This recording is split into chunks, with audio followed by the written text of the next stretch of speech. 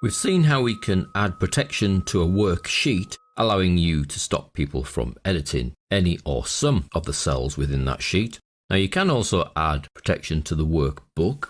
From the review ribbon, we have Protect Workbook. And what this allows you to do is protect the workbook with an optional password, and this will protect the structure of the workbook.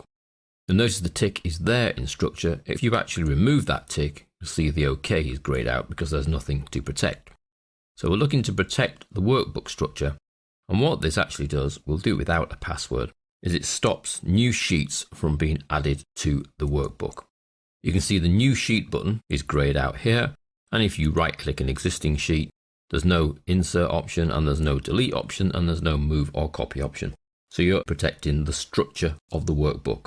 You will still need to have sheet protection if you want people not to alter the sheet structure, because protecting the workbook does not stop them from inserting new columns or new rows into the sheet itself. So they need to work together really. So we have sheet protection to protect from being edited or changed, and then the workbook protection to stop the structure of the workbook. That is, the actual number of sheets then are fixed because they cannot move them, they cannot delete them, cannot add any more. We can then extend our protection to the whole Excel file. So although we can protect individual sheets, the structure of the workbook itself, we can protect the whole workbook file when we save it, because we can save it with a password. So this is done from the File Save As dialog box. You need to choose a location, so I'll choose the current folder. And then we go to save the file. Now if we're keeping the same name, that's fine, we can keep the same name, but it's down here in the Tools option of the dialog box that we're interested, and we choose General Options.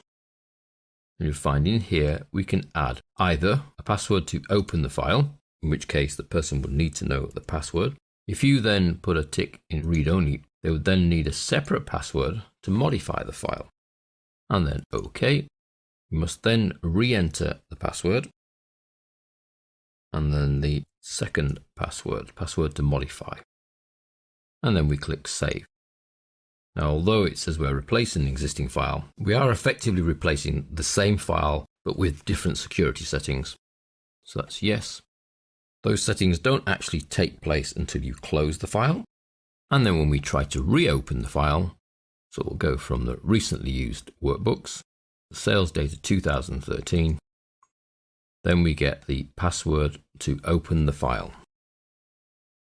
And then, because we added a password both to open and then to modify, we're then asked for the password to modify the file. Now if we don't know this password, we can still open this file by clicking read only, or we can enter the modify password and then click OK, and we're then opening the file with full security settings so we can actually edit and save the changes. Now we are prompted at this moment that says the author would like you to open the file as read only unless you need to make changes. Open as read only, well that's no, because I would like to make changes and I've already entered the password for modifying the file.